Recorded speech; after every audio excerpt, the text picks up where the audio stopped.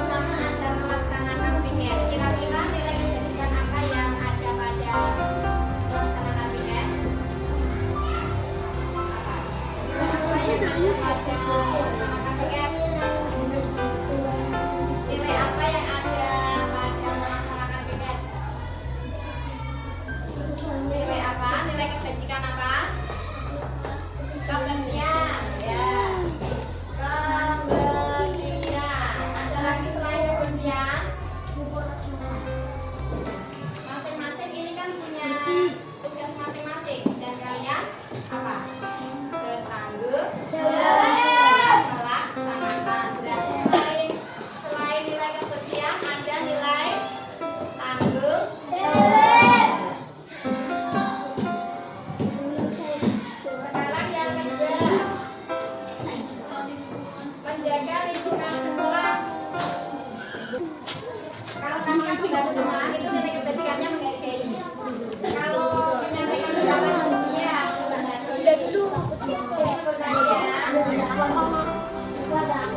Sekarang yang menerima dan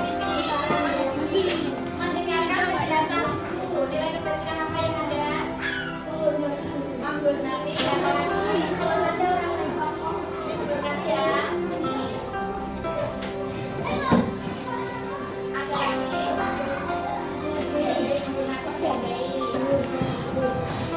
Anak-anak, ya ini ya nilai kebajikan yang ada pada hal yang boleh dilakukan di kelas. Yang pertama ada kebersihan, ada tanggung jawab, ada waspada, ada menghargai, menghormati, bekerja, komitmen.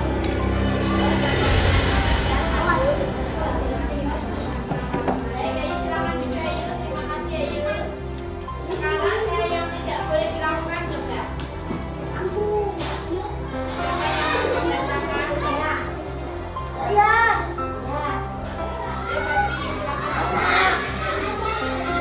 Tidak boleh bermain kartu saat jam belajar. Berarti kita ganti kalimatnya. Tidak boleh berarti belajar ya. Berarti masuk belajar dengan baik. Tidak boleh bermain kartu saat jam pelajaran. Kita ganti kalimatnya menjadi kalimat positif. Kita ini masuk ke sini ya, belajar dengan baik. Masuk ke situ ya. Sekarang lanjut lagi yang tidak boleh. Tidak boleh jahil. Tidak boleh jahil berarti apa? Berbuat baik dengan amal. Berbuat baik dengan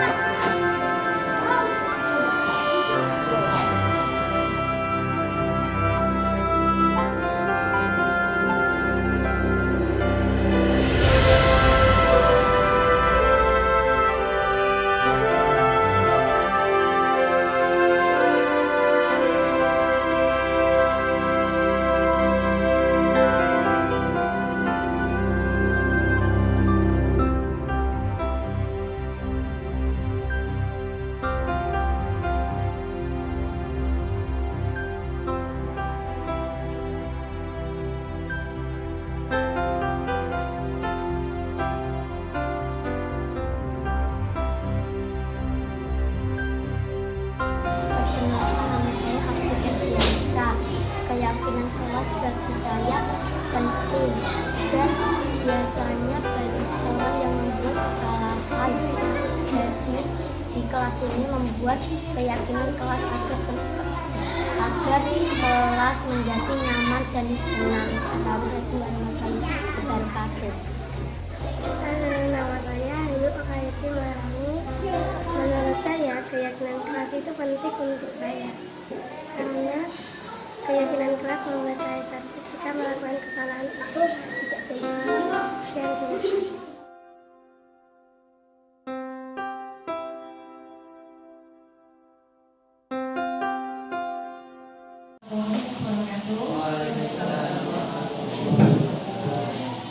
Yang saya hormati Ibu Kepala Sekolah Ibu Suhartini SPB, yang saya hormati pula Bapak dan Ibu Guru serta karyawan SDN Puja Normat.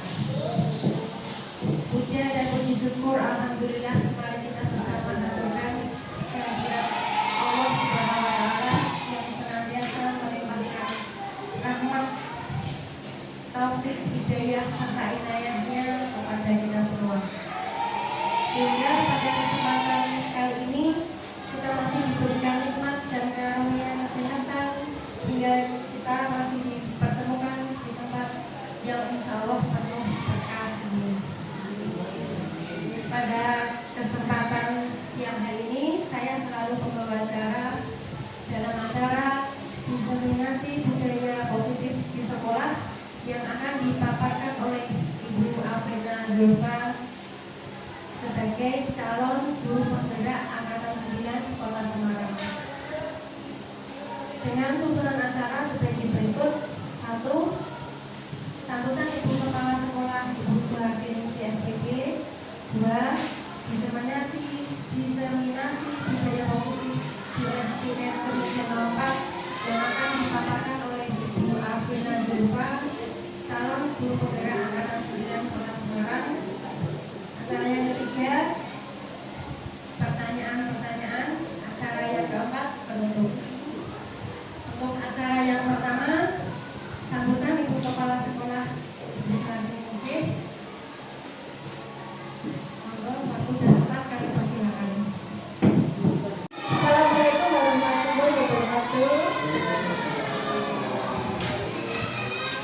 Bapak Ibu yang saya hormati, dan hari ini kita dikumpulkan di ruangan yang kayak ini dalam kondisi sehat, di mana Bapak Ibu guru nanti akan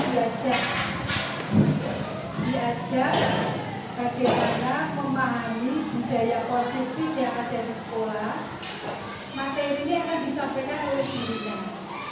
Memahami budaya positif apa saja ada di sekolah. Tentu saja budaya positif yang ada di sekolah sudah kita laksanakan. Mungkin lewat kebiasaan-kebiasaan, lewat perilaku kita terhadap anak didik kita.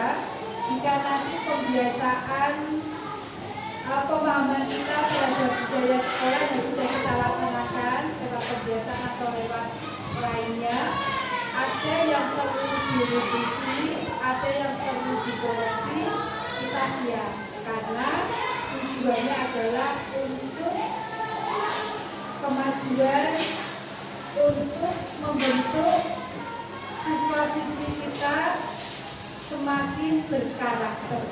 Karena pendidikan karakter untuk saat ini bagi anak-anak kita, bagi orang tua kita sangat dibutuhkan. Pendidikan karakter itu menurut saya adalah hal yang pokok. Karena dengan karakter, insya Allah jika anak sudah berkarakter, kita sebagai pendidik bisa memberikan, menjelaskan, mentransfer ilmu kita ke siswa itu lebih mudah. Semoga apa yang akan disampaikan oleh Bu Adina bermanfaat untuk kita dan mari kita ikuti dengan sesama. Semoga yang disampaikan Bu Adina menjadi amal baik buat beliau dan bisa kita gunakan untuk bekal kita pendampingan anak selama di sekolah. Demikian yang bisa saya sampaikan. Wassalamualaikum warahmatullahi wabarakatuh.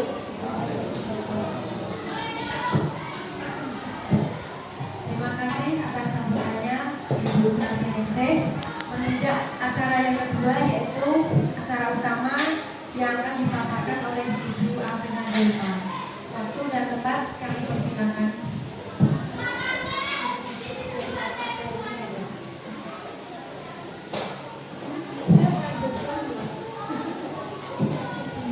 Terima kasih Bu Tati.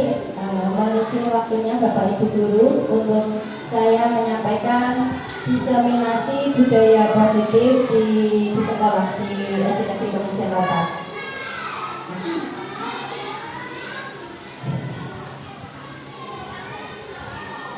Bapak Ibu, mengenai budaya positif itu sendiri kan,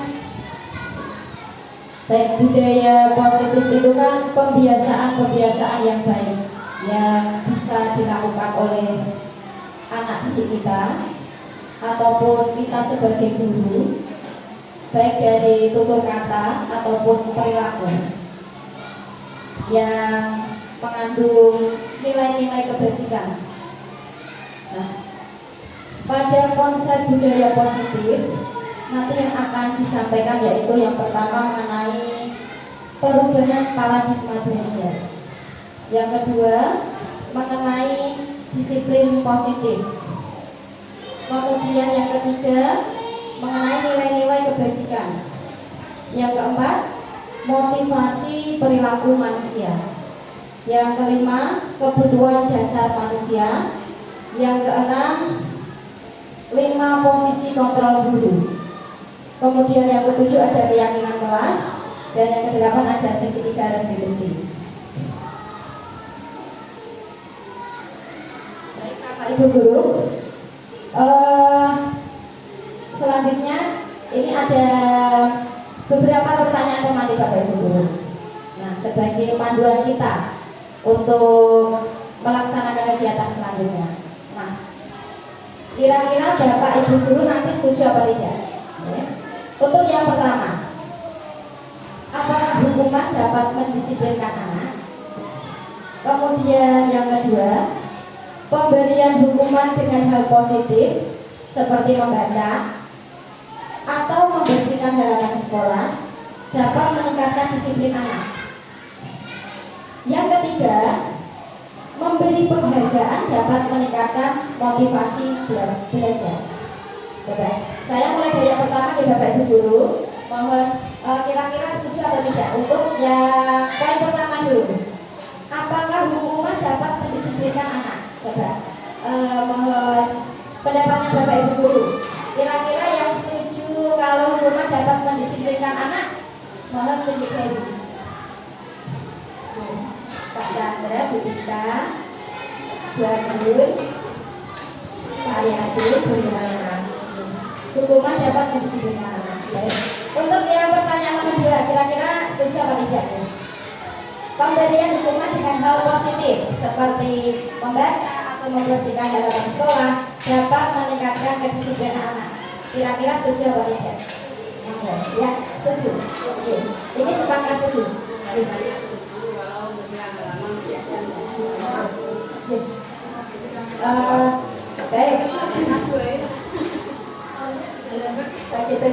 Mungkin ada yang beberapa setuju, ada yang tidak. Kemudian yang ketiga, memberi penghargaan dapat meningkatkan motivasi belajar anak. Nah, ini memberikan penghargaan, misalnya memberi stiker bintang, memberi pin, kayak gitu. Itu dapat meningkatkan motivasi belajar anak. Setuju, sepakat, setuju. Mungkin ada yang tidak setuju. Coba, nah jawaban ini nanti kita bisa temukan setelah kita dapatkan materi ini. Melakukan kegiatan Bapak Ibu berkaitan dengan perubahan paradigma.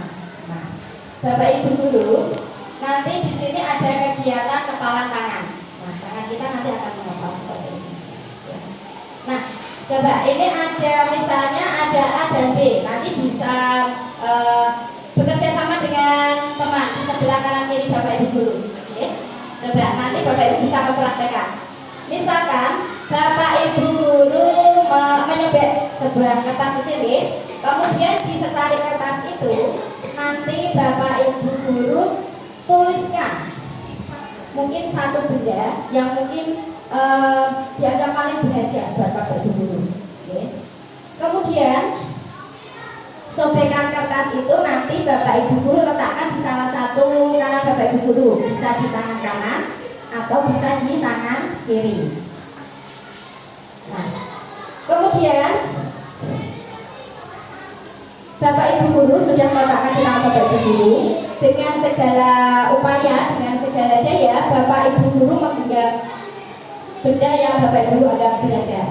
Nah, selanjutnya mungkin teman Bapak Ibu guru yang ada di samping kanan atau di samping kiri Bapak Ibu guru nanti mencoba untuk membuka kepala Bapak Ibu guru, membuka dengan segala kemampuan. Mungkin bisa jadi dengan berbagai macam cara, bisa dengan bujukan, bisa dengan mengancam, ya, bisa dengan menghardik ataupun merayu, ataupun menyuap. Tindakan apa saja yang dilakukan supaya tangan Bapak Ibu guru itu bisa membuka.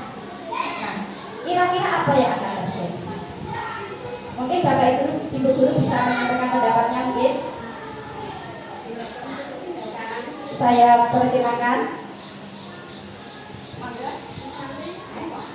Mungkin ada yang bisa menyampaikan.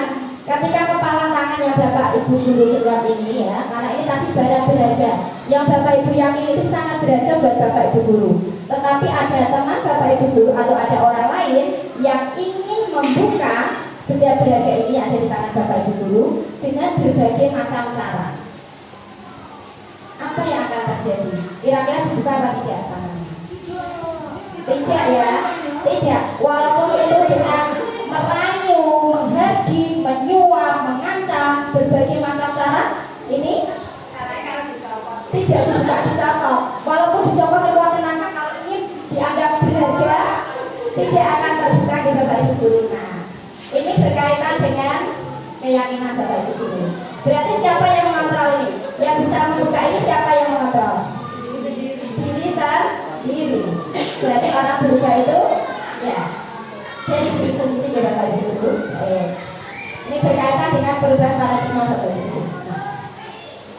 Ini tentang perubahan paradigma teori kontrol, teori pilihan, ilusi kontrol. Bapak Ibu guru, yang namanya ilusi itu tidak nyata gitu. Seakan-akan nyata, tetapi tidak nyata. Ada beberapa ilusi kontrol. Yaitu yang pertama, ilusi guru mengontrol murid Bapak Ibu guru. Ya, jadi seakan-akan guru itu bisa mengontrol murid supaya murid itu bisa nurut dan patuh pada peraturan. Kemudian yang kedua, ilusi bahwa kritik dan membuat orang merasa bersalah dapat menguatkan karakter. Ilusi yang ketiga, ilusi bahwa semua penguatan positif, efektif dan bermanfaat. Ilusi selanjutnya, ilusi bahwa orang dewasa memiliki hak untuk memaksa. Biasanya seperti itu ya Bapak Ibu guru. Nah, ketika kita sudah merasa kita dewasa, kita berhak untuk memaksa anak supaya menurut. Nah, dari beberapa ini adalah ilusi atau sebenarnya tidak nyata, tidak bisa dilakukan. Oke? Untuk selanjutnya, nah, baik Bapak Ibu saya lanjutkan ya. Untuk perubahan paradigma stimulus respon, teori kontrol atau teori pilihan, ya. Siapa sesungguhnya yang memiliki kontrol? Nah, tadi pada stimulus respon, kita mencoba mengubah orang agar berpandangan sama dengan kita. Nah, itu paradigmanya sudah berubah dari teori kontrol atau pilihan, yaitu kita berusaha memahami pandangan orang lain tentang dunia. Yang kedua, perilaku buruk dilihat sebagai suatu kesalahan. Nah, dari teori kontrol disampaikan yaitu semua perilaku itu memiliki tujuan. Yang ketiga, orang lain bisa mengontrol saya. Dari perubahan paradigma teori kontrol yaitu hanya Anda yang bisa mengontrol diri Anda sendiri. Untuk selanjutnya, saya bisa mengontrol orang lain. Nah, pada teori kontrol Anda tidak bisa mengontrol orang lain. Pada stimulus respon, pemaksaan ada pada saat bujukan gagal. Nah, ini sudah berubah perubahan paradigmanya yaitu kolaborasi dan konsensus menciptakan pilihan-pilihan baru. Nah, yang terakhir, model berpikir menang kalah. Nah, pada teori kontrolnya yaitu model berpikir menang kalah. Jadi tidak ada yang dirugikan, tidak ada yang dipaksakan. Semuanya memiliki manfaat sendiri-sendiri. Jadi berpikirnya menang-menang. Nah, untuk disiplin positif ini adalah unsur pertama, unsur utama yang dibutuhkan untuk menciptakan budaya positif. Nah, ini ada beberapa perubahan berpikir Bapak Ibu. Kalau makna yang pertama makna pertama untuk disiplin itu adalah artinya itu belajar. Tapi dari kesini terdapat miskonsepsi tentang makna disiplin. Kalau menurut Bapak Ibu, disiplin sendiri itu artinya apa? Mungkin supaya patuh di Bapak Ibu, supaya patuh pada aturan, supaya tertib, supaya patuh. Nah, itu sudah mengalami perubahan berpikir. Yang seharusnya disiplin itu artinya belajar. Disiplin diri itu membuat orang menggali potensinya menuju sebuah tujuan. Apa yang dia hargai. Tadi dalam budaya kita tadi makna disiplinnya telah berubah menjadi pada orang lain untuk mendapatkan kepatuhan. Cenderungnya disiplin itu dihubungkan dengan ketidaknyamanan, dengan apa yang kita hargai atau mencapai suatu tujuan lainnya. Bukan seperti itu. Nah, untuk tujuan disiplin positif sendiri itu menanamkan motivasi pada murid-murid kita, yaitu menjadi orang yang mereka inginkan dan menghargai diri sendiri dengan nilai-nilai yang mereka percaya. Nanti ini berkaitan dengan keyakinan. Jadi nanti motivasi yang digali itu adalah motivasi yang bersifat internal dari diri anak, dari diri siswa kita.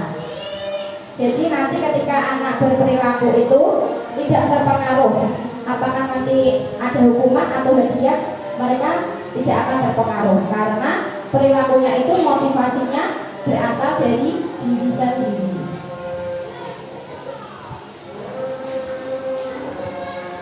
Nah, tadi untuk disiplin positif tadi tujuannya adalah untuk mencapai tujuan mulia dengan tadi nilai-nilai kebajikan, nilai-nilai kebajikan yang diyakini. Nah, nilai-nilai kebajikan universal sendiri itu adalah sifat-sifat positif manusia yang merupakan tujuan mulia yang ingin dicapai oleh setiap individu. Jadi nilai-nilai kebajikan ini sifatnya adalah universal dan lintas bahasa, suku bangsa, agama maupun latar belakang. Nah, nilai-nilai kebajikan yang ingin dicapai oleh setiap anak Indonesia itu kita kenal dengan profil pelajar Pancasila. Ini Bapak Ibu, ada berapa ini untuk profil pelajar Pancasila? Ada 5 nih. Yang pertama ada beriman, bertakwa kepada Tuhan yang Maha Esa dan berakhlak mulia. Yang kedua ada mandiri, yang ketiga bernalar kritis, yang keempat berkebinekaan global, yang kelima bergotong royong. Ini adalah nilai-nilai kebajikan yang ingin dicapai oleh setiap anak di Indonesia. Nah, Bapak Ibu dulu, tadi setiap orang itu melakukan sesuatu itu mesti ada motivasinya. Nah, di sini pada teori motivasi perilaku manusia ini ada 3 hal Bapak Ibu, ada 3. Yang pertama itu motivasi menghindari ketidaknyamanan atau hukuman. Biasanya anak-anak ya ketika ada hukuman, mereka cepet-cepetan berlomba-lomba supaya tidak dihukum, tidak mendapatkan ketidaknyamanan, sehingga mereka mematuhi aturan yang ada. Nah, ini sifatnya adalah motivasinya bersifat eksternal, yaitu dari luar. Jadi kalau motivasi eksternal itu, misalnya kalau tidak ada hukuman seperti itu, nah mereka akan kembali ke perilaku semula. Kelemahannya seperti itu. Jadi yang mereka pikirkan, apa yang akan terjadi apabila saya tidak melakukannya? Kalau saya tidak dapat hukuman, ya sudah, saya melakukan itu lagi. Kemudian teori motivasi yang kedua, untuk mendapatkan imbalan dari orang lain atau institusi, dapat imbalan, dapat reward, dapat hadiah. Biasanya berpikirnya, apa yang akan saya dapatkan apabila saya melakukannya? Loh, saya kok tidak dapat hadiah, kok saya tidak dapat penghargaan? Ya sudah, saya tidak mau melakukannya lagi. Nah, karena ini motivasinya bersifat eksternal, dari luar. Nah, untuk motivasi perilaku yang ketiga itu untuk menghargai diri sendiri. Jadi ini tidak akan mempengaruh apakah dia dapat hukuman, apakah dia dapat hadiah, itu tidak akan terpengaruh karena motivasinya adalah motivasi internal. Nah, di sini nanti untuk menghargai diri sendiri ini adalah tujuan dari disiplin positif tadi. Untuk mencapai budaya positif yang diharapkan tadi ya. Nah, itu sesuai dengan pemikiran dari Ki Dewantara. Nah, Bapak Ibu guru, ini ada perhatian, yaitu dihukum oleh penghargaan. Kenapa penghargaan bersifat menghukum? Iya, bahwa penghargaan berlaku sama dengan hukuman ini disampaikan oleh Al-Fiqh. dalam arti meminta atau membujuk seseorang melakukan sesuatu untuk memenuhi suatu tujuan. Ini sama-sama dilakukan. Ini berarti kontrolnya dari luar Bapak Ibu dulu, hukuman dan penghargaan. Ini dorongannya sifatnya eksternal dan akan ada faktor ketergantungan. Kalau tidak ada itu, bisa jadi perilakunya nanti timbul lagi. Nah, ini ada beberapa dampak dari pemberian penghargaan. Untuk pengaruh jangka pendek dan jangka panjang, karena ini dorongannya, motivasinya bersifat eksternal. Nah, kalau ingin mendapatkan hasil yang efisien, efektif, penghargaan bisa saja terjadi, tapi itu tidak bisa berjangka panjang. Karena ketika tidak diberikan tadi penghargaan ataupun hukuman tadi, anak akan kembali pada perilaku semula. Kemudian penghargaan menghukum. Penghargaan ini bisa menghukum. Kenapa bisa seperti itu? Biasanya Bapak Ibu guru, ketika ada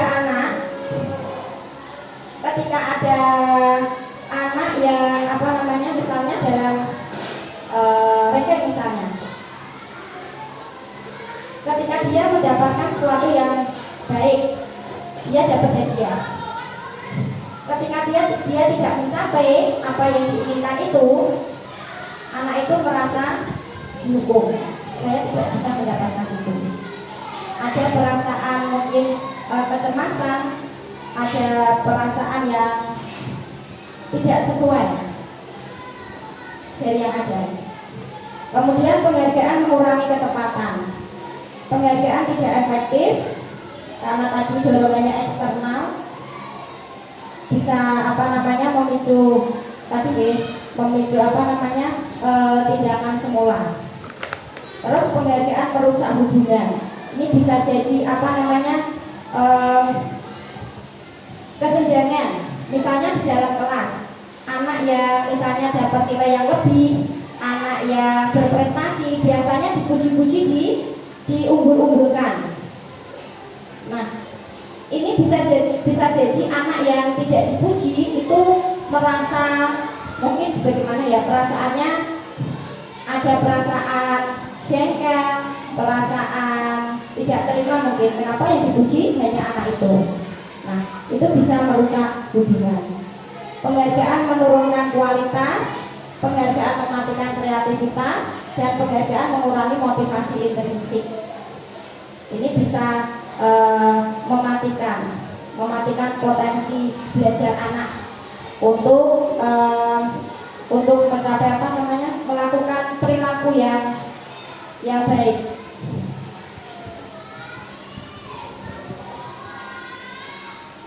Nah, untuk ini bentuk program kebajikan atau apresiasi. Nah, ketika anak mencapai suatu tujuan, kita bisa memberikan apresiasi atau pengakuan. Ini perlu diingat dalam mencapaikan apresiasi ini, yaitu pertama beri pengakuan secara khusus. Kemudian yang kedua beri pengakuan secara pribadi, mungkin bisa tatap-tatap secara langsung. Beri pengakuan kepada semua murid bisa bergantian, jadi semua anak mendapatkan apresiasi. Yang keempat, beri pengakuan secara konsisten, jadi secara terus-menerus dan fokus pada proses. Nah, ini ada contoh pengakuan atau apresiasi kebajikan dari dulu. Bisa dimulai misalkan ketika anak melakukan kebaikan. Kemarin saya perhatikan rasa empatimu besar sekali pada saat menolong murid baru di kelas kita. Ini contoh apresiasi Bapak Ibu. Bisa dimulai dari pembuka, kemudian sampaikan nilai kebajikan yang ada dan situasinya. Saya menghargai kepedulianmu pada saat kamu membantu teman-temanmu di tugas kelompok. Terima kasih untuk rasa tanggung jawabmu pada saat kamu memungut kertas-kertas yang berserakan di lantai. Nah, ini bisa menggali potensi anak untuk selalu berbuat kebajikan daripada diberikan hukuman atau penghargaan. Nah, baik Bapak Ibu, Kira-kira dari tindakan guru yang ada di depan ini, kira-kira menurut Bapak Ibu guru ini termasuk hukuman atau konsekuensi? Untuk yang pertama, mencatat 100 kali di dalam buku kalimat, saya tidak akan terlambat lagi karena terlambat ke sekolah. Kira-kira hukuman apa konsekuensi? Hukuman. Baik. Lari mengelilingi lapangan basket 2 kali karena terlambat jadi di sekolah. Hukuman. Yang ketiga, murid diminta untuk push up 15 kali karena tidak menggunakan masker ke sekolah. Hukuman. Menggantikan kertas tugas teman yang telah dicoret-coret. Konsekuensi. Membersihkan tumpahan air di meja tulis karena tersenggol pada saat belajar. Konsekuensi. Murid disuruh untuk tidak mengenakan sepatu seharian di sekolah karena tidak mengenakan sepatu hitam. Hukuman apa konsekuensi? Konsekuensi hukuman. Murid disuruh untuk tidak lari mengelilingi lapangan basket 2 kali karena terlambat 10 menit untuk pelajaran PJOK. Hukuman apa konsekuensi? Ada hukuman, ada konsekuensi. Baik Bapak Ibu, kita lihat deh jawaban Bapak Ibu guru apakah sudah sesuai. Nomor 1 hukuman menggantikan kertas tugas teman yang telah dicoret-coret, konsekuensi. Ini yang terakhir, lari mengelilingi lapangan basket 2 kali karena terlambat 10 menit untuk pelajaran PJOK. Nah kalau ini konsekuensi nih Bapak Ibu guru, karena kalau PJOK biasanya kan ada pemanasan. Memang sebelum pelajaran kan memang mungkin lari mengelilingi lapangan. Jadi ini anak termasuk diberikan konsekuensi. Untuk selanjutnya, nah ini untuk perbedaan hukuman dan konsekuensi. Kalau untuk hukuman itu sesuatu yang menyakitkan harus terjadi. Ini membuat anak sakit baik fisik maupun hatinya untuk jangka waktu yang lama, bisa jadi nanti denda. Untuk nomor 3, anak membenci kedisiplinan karena tadi diberikan hukuman, jadi tidak mau disiplin lagi.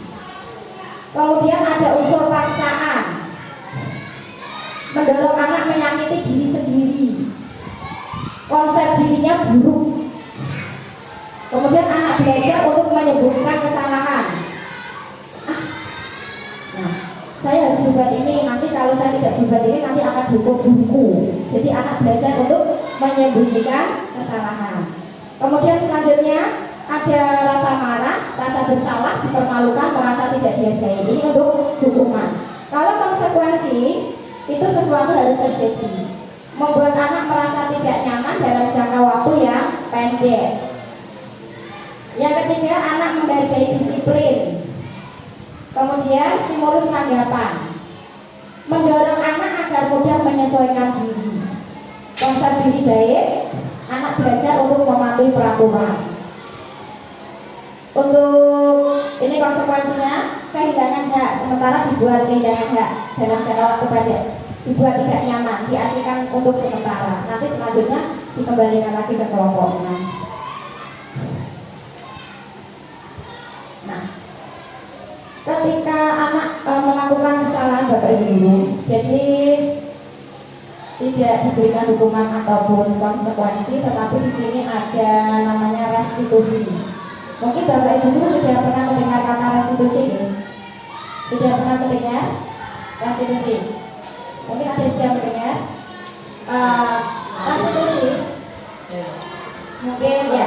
Restitusi sendiri itu adalah proses menciptakan kondisi yang bagi murid itu untuk memperbaiki kesalahannya, sehingga mereka bisa kembali pada kelompok mereka dengan karakter yang lebih kuat. Di sini restitusi juga merupakan proses kolaboratif yang mengajarkan murid untuk mencari solusi untuk masalah mereka. Jadi tidak ada unsur paksaan. Anak ditawarkan untuk restitusi, menumbuhkan tanggung jawab pada diri anak. Untuk apa? Untuk memperbaiki kesalahannya. Nah, ini untuk perbedaan hukuman, konsekuensi, dan restitusi. Untuk hukuman ini nanti bisa menciptakan identitas gagal pada diri anak. Karena tadi sifatnya menyakitkan tadi ya. tidak nyaman untuk murid dalam jangka waktu yang panjang. Korbannya dapat keadilan, korban. Murid atau anak akan tersakiti karena dapat hukuman. Perilakunya jadi pasif ataupun agresif. Kemudian sistem tidak akan berjalan bila murid tidak takut, tidak akan berjalan hukumannya. Berlaku hanya pada sebuah institusi, tidak berlanjut pada kehidupan nyata. Hukuman kalau sudah di sini ya di sini, kalau kembali ke keluarganya, ke masyarakat sudah tidak berlaku. Peraturannya adalah, nah ini kata-kata yang diucapkan ketika hukuman. Peraturannya adalah kamu harus, nah itu ada hukuman. Dampaknya murid akan membenci peraturan. Jadi dampaknya adalah negatif.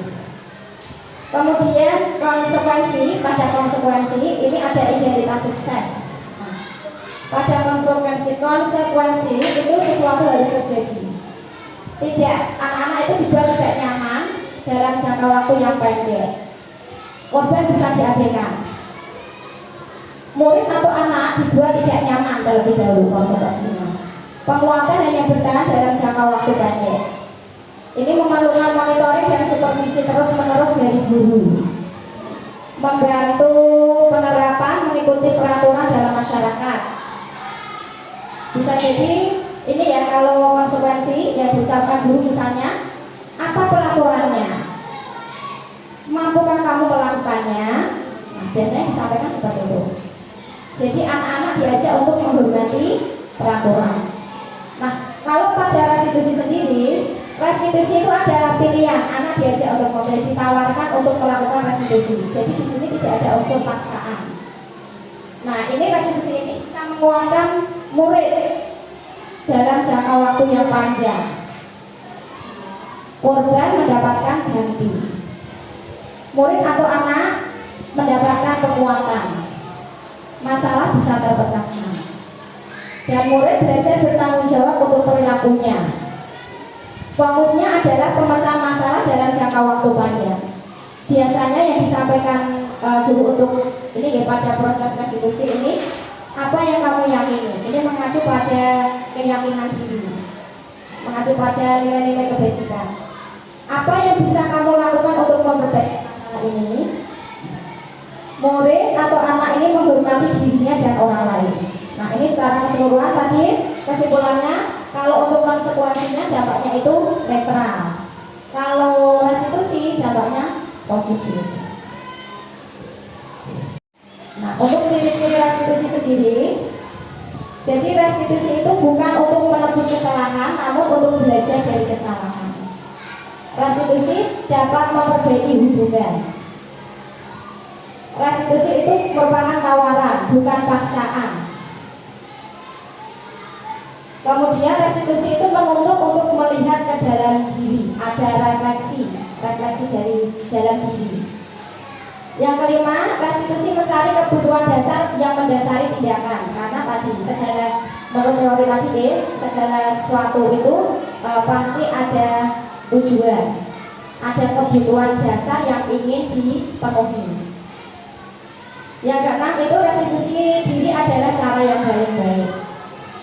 Restitusi fokus pada karakter, bukan tindakan. Restitusi fokus pada solusi, dan restitusi mengembalikan murid yang berbuat salah pada kelompoknya dengan karakter yang lebih kuat.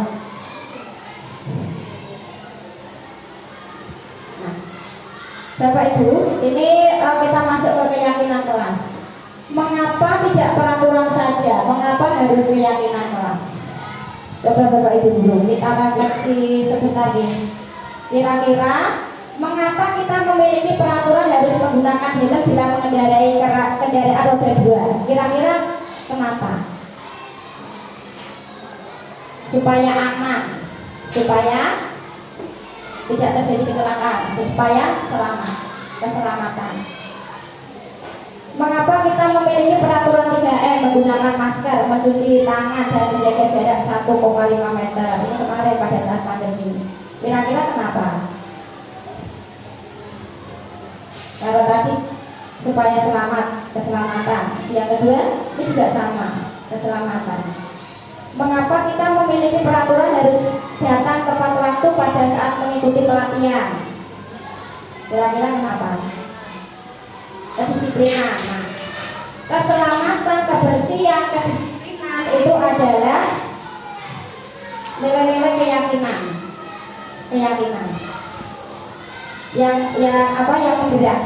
yang menggerakkan seseorang untuk melakukan sesuatu. Nah, mungkin kalau misalnya kita tadi menggunakan helm bila mengendari kendaraan roda 2, kalau kita yakin kalau menggunakan helm itu supaya kita selamat, walaupun disuruh tidak disuruh pasti menggunakan helm. Berbeda kalau itu paksaan. Berbeda kalau paksaan. Karena tadi sifatnya yakin, itu ada motivasi intrinsik, ada nilai-nilai kebajikan yang ingin dicapai. Nah, biasanya kalau peraturan itu anak-anak menjadi takut, ada ancaman, jadi anak-anak tidak nyaman.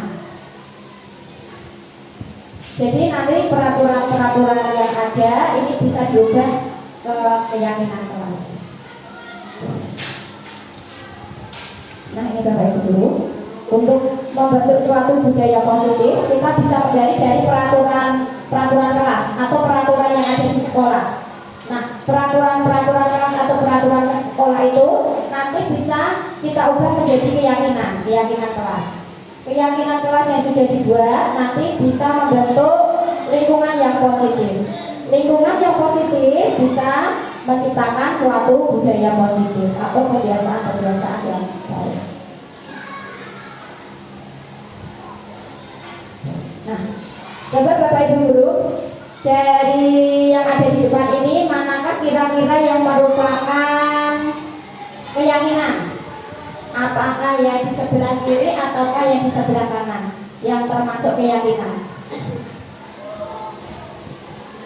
Ini sama-sama kesepakatan kelas. Mana yang memuat keyakinan? Yang memuat keyakinan, yang memuat nilai-nilai kebajikan. Kira-kira yang mana? Mungkin ada yang bisa berikan saudara? Yang sebelah mana? Yang mana? Ini sebelah kiri, sini kanan. Berarti yang sebelah kanan. Kenapa Bapak Ibu guru memilih yang sebelah kanan? Kelihatan? Ya, yang sebelah kiri kesepakatan kelasnya datang tepat waktu, mengucapkan salam, kemudian menjaga kebersihan sekolah, terus berdoa sebelum dan sesudah kegiatan, aktif dalam pembelajaran, tertib. Itu yang sebelah kiri. Yang sebelah kanan, nah kesepakatan kelasnya mengandung seperti ini. Kami guru dan murid yang saling menyayangi. Yang kedua, kami murid yang semangat belajar. Yang ketiga, kami murid yang peduli dengan teman-teman. Mana yang termasuk keyakinan? Yang sebelah kanan. Karena yang sebelah kanan ini memuat nilai-nilai kebajikan. Dan selanjutnya, coba Bapak Ibu dulu. Dari peraturan ini keyakinan kelasnya apa? Selalu kembalikan buku ke tempatnya. Keyakinan kelasnya apa? Selalu kembalikan buku ke tempatnya. Kira-kira keyakinan kelasnya apa?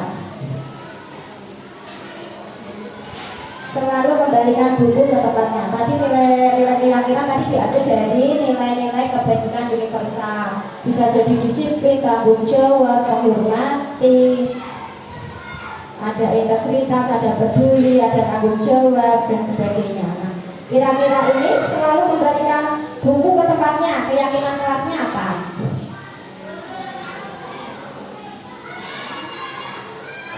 Ya, tanggung jawab, baik. Tanggung jawab. Kemudian yang kedua, dilarang mengganggu orang lain. Keyakinan kelasnya apa? Dilarang mengganggu orang lain. Keyakinan kelasnya apa? Dilarang mengganggu. Keyakinan kelasnya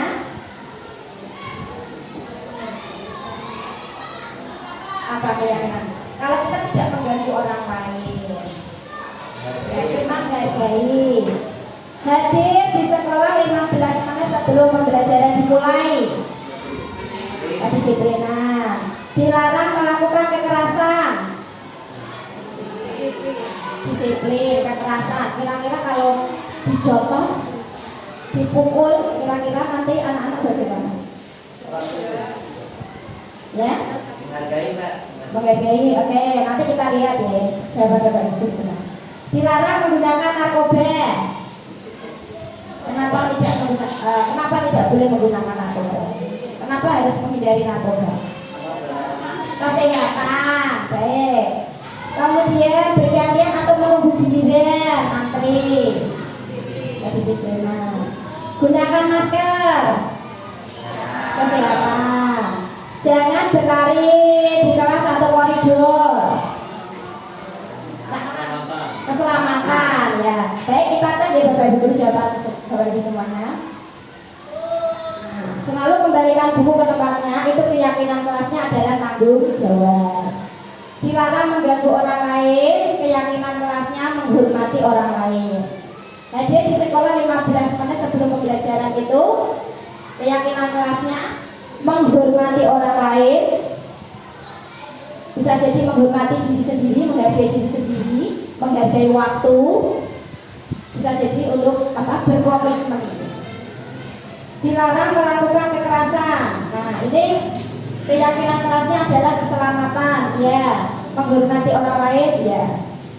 Dilarang menggunakan narkoba, keyakinan kelasnya kesehatan. Bergantian atau menunggu giliran, keyakinan kelasnya menghormati orang lain dan bersabar. Gunakan masker, keyakinan kelasnya kesehatan dan keselamatan. Jangan berlari di kelas atau koridor, keyakinan kelasnya itu keselamatan dan keamanan. Ini keyakinan kelas. Nah, ini pembentukan keyakinan kelas Bapak Ibu. Nah, sekarang prosedur pembentukannya. Nanti prakteknya, jadi anak-anak ini dipersilakan untuk bercurah pendapat tentang peraturan yang perlu disepakati di kelas. Jadi nanti dikumpulkan peraturan-peraturan apa yang berlaku di kelas atau di sekolah. Kemudian mencatat semua masukan para murid, bisa ditambah di papan tulis atau ditulis di papan tulis atau di kertas besar. Jadi nanti semua anggota kelas nanti bisa melihat hasil curah pendapatnya. Kemudian dari peraturan-peraturan itu nanti kita susun keyakinan kelasnya sesuai prosedur pembentukan keyakinan kelas.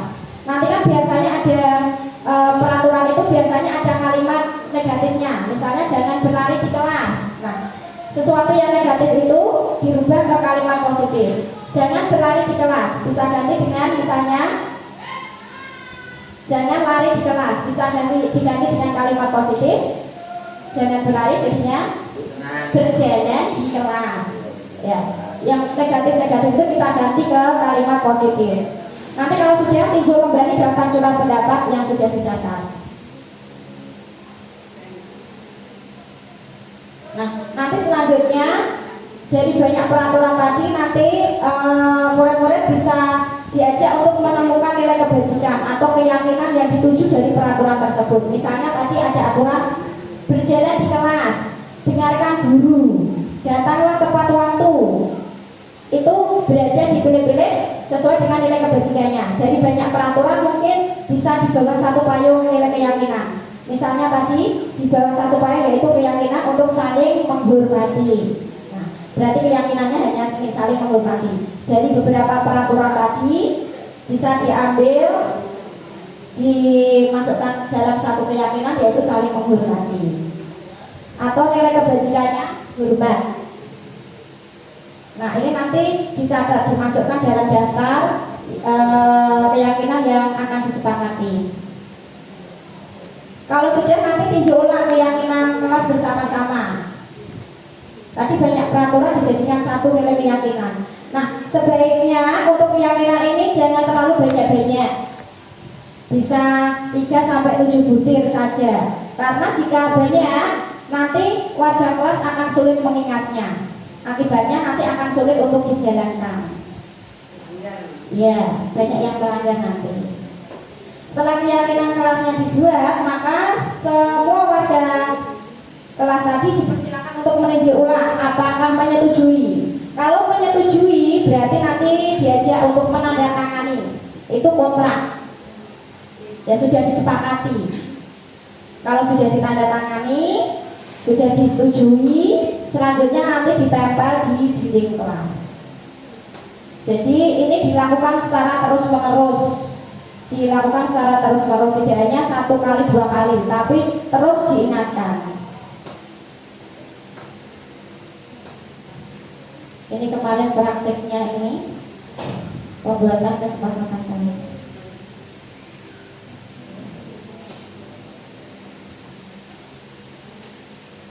Nah, Bapak Ibu memasuki kebutuhan dasar manusia. Ini ada pertanyaan pemantik Bapak Ibu guru.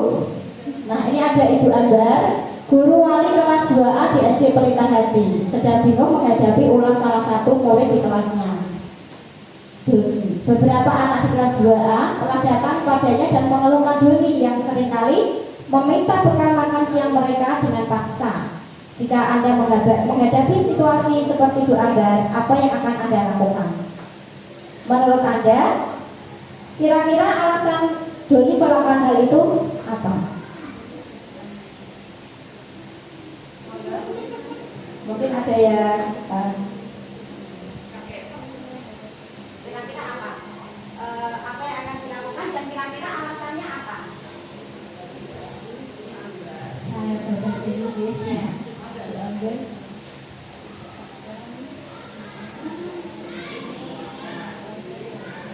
Selalu minta bekal pada temannya dengan paksa.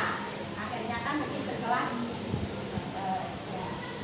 Kira-kira menghadapi situasi seperti itu apa yang akan Anda lakukan? Kira-kira alasan Doni melakukan hal itu apa? Ya, sebagai guru kita tidak bisa langsung marah kepada Doni itu ya. Kita tanya dulu latar belakang Doni melakukan hal itu. Pasti mungkin ya, apalagi seperti di sekolah kita itu kan banyak sekali hal-hal yang membuat anak melakukan hal seperti itu. Kita tanya dulu latar belakangnya, kemudian kita cari bagaimana cara mengatasinya agar Doni tidak melakukan seperti itu. Tentu saja dengan pendekatan secara kekeluargaan. Kemudian kepada teman-temannya yang menjadi korban, kita juga tidak boleh mengejek kalau Doni itu melakukan itu karena Doni itu jahat atau seperti itu. Mungkin karena ada hal-hal yang menyebabkan Doni melakukan seperti itu. Ketika baik. Tadi kita harus mencari latar belakangnya dulu ya. Kemudian baru dicarikan solusi yang tepat dari peristiwa ini. Baik Bapak Ibu, berkaitan dengan kebutuhan dasar manusia. Nah, ini ada 5 kebutuhan dasar manusia. Jadi segala tindakan yang dilakukan oleh seseorang itu pada dasarnya untuk memenuhi kebutuhan. Misalnya tadi Doni tadi mengambil makanannya dengan paksa. Kita cari latar belakangnya tadi. Kita cari tahu alasannya apa. Kebutuhan apa yang ingin dipenuhi Doni. Dari 5 kebutuhan ini ada bertahan hidup, ada kasih sayang dan rasa diterima, ada penguasaan, ada kebebasan, ada kesenangan. Kita cari tahu dulu kebutuhannya apa. Kalau sudah tahu kebutuhannya apa, baru dicarikan solusi. Cara untuk memenuhi kebutuhan dasarnya itu bagaimana? Seperti itu. Kira-kira tadi masuk mana nih kalau ini? Ini ada bertahan hidup. Bisa jadi bertahan hidup, bisa jadi kesenangan dari koncone, senang, ada perasaan puas. Nah, itu nanti bisa dialihkan. Bagaimana mencapai kesenangan itu dialihkan ke hal yang lain. Ini biasanya enggak kesenangan tuh. Kesenangan ya dari temannya senang. Nah, itu bisa dialihkan. Bagaimana caranya mendapatkan kebutuhan kesenangannya itu tanpa merugikan orang lain. Nah, ini ada ada 5 posisi kontrol guru. Ada penghukum, pembuat rasa bersalah, teman, pemantau, dan manajer. Kira-kira, nah, ini mungkin Bapak Ibu guru sudah pernah mengalami 5 posisi semua ini. Ada penghukum, pembuat rasa bersalah, teman, pemantau, manajer. Ini yang paling ideal adalah manajer. Ini bisa mengelola dengan mengajukan pertanyaan-pertanyaan. Nah, tentu saja untuk sampai ke proses manajer ini tidak serta-merta langsung tiba-tiba jadi manajer ya. Kita butuh tahapan-tahapan ini untuk mencapai ini posisi yang ideal bagi guru. Posisi manajer.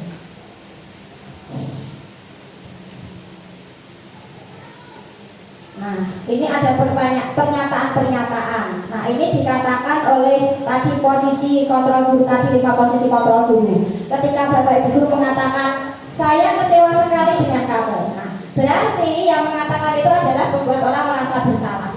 Jadi yang dikatakan itu biasanya jadi merasa bersalah. Kemudian yang kedua, kamu tidak pernah benar melakukannya. Itu berarti di posisi penghukum. Ayolah lakukan demi ibu bapak, biasanya dialus-alusin. Ini adalah posisi teman. Kemudian apakah kamu mau mendapatkan stiker bintang hari ini? Nah, ini posisinya pemantau. Biasanya menunjukkan konsekuensinya. Kemudian bagaimana kamu bisa menyelesaikan masalah ini? Nah, anak diajak untuk menyelesaikan masalahnya sendiri. Ini posisinya sebagai manajer. Kamu selalu yang paling terakhir. Itu berarti posisinya adalah penghukum. Nah, Bapak Ibu, untuk menyelesaikan masalah tadi pada posisi kontrol manajer, kita bisa menyelesaikan permasalahan yang ada pada murid menggunakan segitiga restitusi. Ada 3 tahapan nanti. Nah, 3 tahapan. Tahapan yang pertama itu adalah menstabilkan identitas. Ketika anak melakukan kesalahan, tadi kan mungkin dalam perasaannya kan dia bisa jadi merasa gagal karena telah melakukan kesalahan, merasa bersalah. Ya, impactnya buruk dalam dirinya sendiri. Nah, yang bisa dilakukan ini, setiap orang pasti pernah melakukan kesalahan. Kamu bukan satu-satunya yang pernah melakukan ini. Ini yang dilakukan pada menstabilkan identitas. Kemudian yang kedua adalah validasi kebutuhan. Tanyakan alasannya. Kalau sudah anak distabilkan identitasnya, sudah tidak ada yang salah atau benar, nanti baru diajukan untuk memvalidasi kebutuhannya. Tanyakan alasannya mengapa melakukan itu. Adakah cara yang lebih efektif untuk mendapatkan apa yang kamu butuhkan. Baru yang terakhir, nah, menanyakan keyakinan. Jadi keyakinan ini penting sekali untuk mengontrol anak. Nilai-nilai apa yang telah kita sepakati? Kamu ingin menjadi orang yang seperti apa? Ini ada beberapa pernyataan untuk menggali menstabilkan identitas. Jadi membuat anak yang merasa gagal karena berbuat salah menjadi positif terhadap dirinya. Ini yang bisa disampaikan. Yang kedua, validasi kebutuhan. Ini untuk menggali kebutuhan dasar yang ingin dipenuhi ketika anak melakukan kesalahan. Karena pada dasarnya setiap tindakan manusia itu ada tujuannya, yaitu untuk memenuhi kebutuhan dasarnya. Apakah itu penguasaan, kebebasan, kasih sayang, rasa diterima, kesenangan, atau bertahan hidup. Alasannya apa? Kemudian menanyakan keyakinan. Tadi keyakinannya sudah dibentuk. Anak-anak sudah meyakini kalau keyakinan itu bermanfaat buat dirinya. Anak bisa diajak menggali lagi nilai-nilai yang diyakini. Apa nilai yang kita percaya di kelas atau sekolah kita? Kamu ingin jadi anak seperti apa? Apa yang kamu rasakan ketika melakukan itu? Kamu menjadi orang yang seperti apa? Nah, ini kemarin praktik. Nah, ini murid saya Rasi tidak menyala ya. Saya menggunakan pendekatan dengan cara segitiga restitusi. ya bisa saya lakukan. Tadi kan ada 3 tahapan. Yang pertama itu adalah tadi menstabilkan identitas, karena ketika anak melakukan kesalahan nanti dia akan merasa dirinya bersalah. Jadi stigmanya itu negatif terhadap dirinya sendiri. Jadi di sini anak perlu distabilkan identitasnya. Guru bisa mengatakan misalnya melakukan kesalahan itu manusiawi. Setiap orang pasti pernah melakukan kesalahan. Di sini misalnya di sini Bu Rina tidak mencari siapa yang benar, siapa yang salah. Di sini Bu Rina hanya ingin mencari bagaimana cara untuk memecahkan masalah ini. Kalau anak sudah sudah stabil, baru kita gali validasi identitas tadi, validasi kebutuhannya. Tanyakan alasannya kenapa anak itu melakukan hal tersebut. Karena segala tindakan tadi pasti itu ada tujuannya, ada kebutuhan yang harus dipenuhi. Nah, saya tanyakan, kenapa tadi Resi melakukan itu? Nah, baru anaknya nanti sudah bercerita, karena tadi sudah stabil, anak sudah tidak merasa takut lagi. Baru anak bisa mengemukakan alasannya. Alasannya karena dia mencari bosan duduk di meja dan ingin mencari karena tadi disuruh menggambar, dia mencari ide untuk membuat sketsa.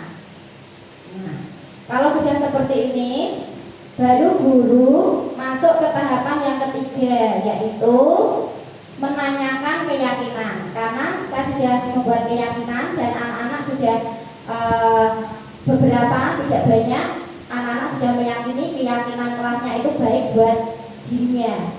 Jadi anak di sini menggali sendiri, menggali solusi dari permasalahan yang dihadapinya itu. Bagaimana tindak lanjutnya, bagaimana cara menyelesaikannya, dan bagaimana tindak lanjutnya.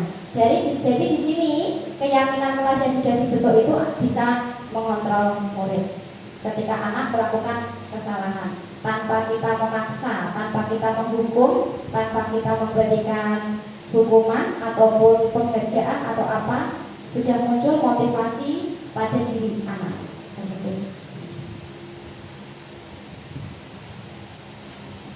Ada pasti mau. Ini garis besarnya Bapak Ibu. Ini tadi garis besarnya nih, tidak kelihatan. Dari disiplin positif tadi. Jadi ini tidak bisa dilakukan 1 kali, 2 kali saja, tapi dilakukan secara terus-menerus dan menjadi suatu budaya yang positif di sekolah kita.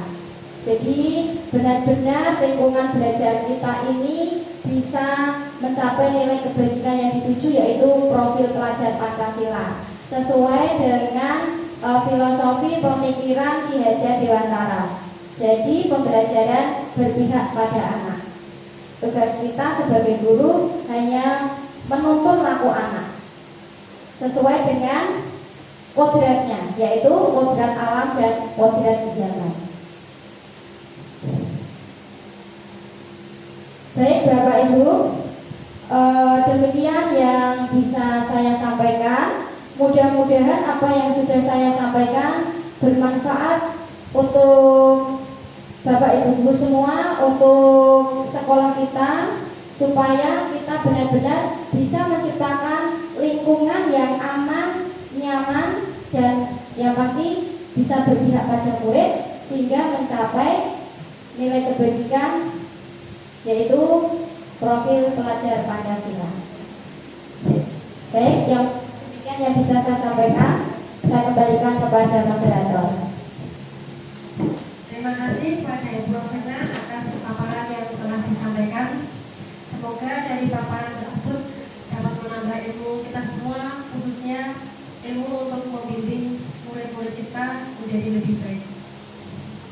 Selanjutnya, untuk acara selanjutnya yaitu sesi tanya jawab. Bapak Ibu, apabila ada yang ingin bertanya atau apabila ada yang ingin disampaikan, monggo kami persilahkan. Adakah? Demikian.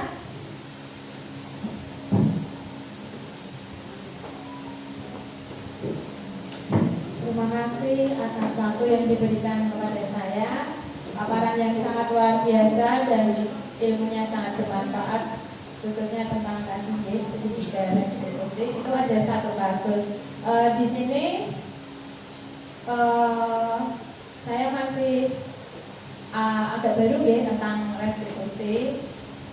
Bisa diberikan contoh satu kasus lagi di mana kita itu tidak melakukan hukuman dan bukan konsekuensi, tetapi kita lakukan berupa restitusi kepada murid kita untuk kasus yang sering terjadi di sekolah kita, dalam hal ini tentang perundingan. Mohon atas waktu yang diberikan. Pertanyaan yang menarik. Terima kasih Bu Tika. Baik, untuk yang ada di sekolah kita mungkin ada beberapa kasus ya tentang perundungan. Nah, di sini yang perlu dilakukan, awal yang dilakukan, mungkin Bapak Ibu guru bisa membuat keyakinan kelas dulu. Karena tadi untuk menyelesaikan permasalahan tadi kan menggunakan segitiga restitusi. Nah, di sini di segitiga restitusi tahapan yang terakhir itu adalah menanyakan keyakinan. Jadi anak-anak tidak diajarkan pada peraturan lagi. Karena biasanya kalau peraturan itu kan sifatnya memaksa. Jadi anak-anak merasa tidak nyaman dengan adanya peraturan itu. Dan bisa jadi dengan peraturan anak itu kemungkinan untuk melanggarnya itu lebih besar. Kalau keyakinan kan berarti sudah tertanam pada dirinya sendiri. Hal yang baik, hal yang mungkin bisa bermanfaat untuk anak itu diyakini oleh anak itu sendiri. Jadi guru itu hanya sebagai fasilitator mendampingi anak. Jadi anak sudah menemukan apa yang baik buat dirinya sendiri. Ketika terjadi kesalahan, guru hanya perlu mengingatkan tadi keyakinan apa yang diyakini anak tersebut. Mungkin bisa jadi tadi untuk kasus perundungan. Untuk tahapan restitusinya tadi yang pertama tadi menstabilkan identitas. Jadi anak tidak dibuat merasa bersalah dulu. Jadi tidak ada benar atau salah di situ. Itu berarti di sini sudah stabil kondisi anak. Anak sudah tidak merasa tertekan atau takut lagi. Kemudian selanjutnya baru ditanyakan alasannya. Karena tadi menurut teori tadi segala sesuatu itu pasti ada tujuannya. Tujuannya itu pasti untuk memenuhi kebutuhan dasar. Tadi ada 5 kebutuhan dasar tadi. Dari 5 itu tadi, apa yang ingin dipenuhi oleh anak tersebut itu bisa ditanyakan pada tahapan validasi tadi kesalahan tadi. Kalau sudah ditemukan, mungkin anak-anak tidak akan menyampaikan secara langsung kebutuhannya apa, tapi di sini guru dari yang tersurat atau tersirat, guru bisa menyimpulkan kalau anak ini tadi dari 5 ini apa yang ingin dipenuhi anak tersebut. Kemudian kalau sudah, guru mungkin bisa mencarikan alternatif bagaimana anak bisa menggali sendiri, tapi guru mengajak mengeksplorasi. Jadi anak-anak diajak untuk bagaimana cara anak memenuhi kebutuhannya tanpa harus merugikan orang lain. Kalau melakukan kekerasan, otomatis kan ada satu yang dirugikan. Jadi anak di sini menemukan sendiri. Kemudian yang terakhir, tahapan yang terakhir itu adalah menanyakan keyakinan. Jadi di sini keyakinan itu sangat penting. Kalau keyakinannya itu sudah berjalan, sudah dibentuk, anak ditanyakan lagi yang diyakini dari anak tersebut apa. Misalnya di sini adalah keyakinannya menghormati teman, menghargai teman, termasuk tidak melakukan kekerasan. Terus untuk tadi menghormati teman. Kalau menghormati teman itu kamu rasa itu baik buat kamu, ya berarti dilaksanakan. Jadi anak-anak di sini diajak merefleksi dirinya sendiri dan mencari solusi dari permasalahan yang dilakukan sendiri. Tanpa guru harus tadi bertindak sebagai penghukum, pemantau. Itu ada tahapannya sendiri. Kita tidak bisa langsung tiba-tiba sebagai posisi manajer. Itu tidak bisa. Itu harus bertahap dulu dan dilakukan secara terus-menerus. Mungkin 1 kali, 2 kali kita belum berhasil melakukan itu. Pasti suatu ketika kita akan menemukan bagaimana formulanya, bagaimana cara yang tepat untuk bisa menerapkan segitiga restitusi itu secara baik dan bisa bermanfaat untuk anak-anak kita. Mungkin seperti itu, Bu Tika. Terima kasih atas pertanyaannya. Barangkali ada yang lain. Bu Eni, Bu Santi, Bu Mimin.